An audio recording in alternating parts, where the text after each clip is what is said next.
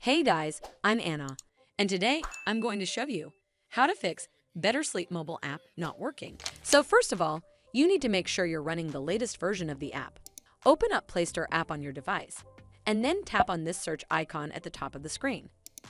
Then search for the app, and if you see this update button right next to the app name, simply tap on it to make sure you're running the latest version of the app.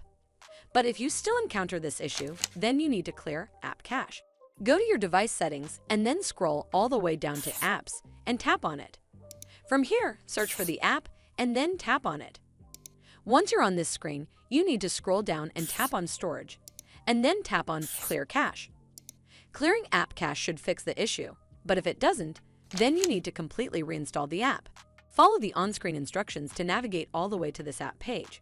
Once you're on this screen, you need to tap Uninstall at the bottom, and then tap OK to confirm. Once it's uninstalled, simply head back to the Play Store app, and then search for the app in the search bar at the top.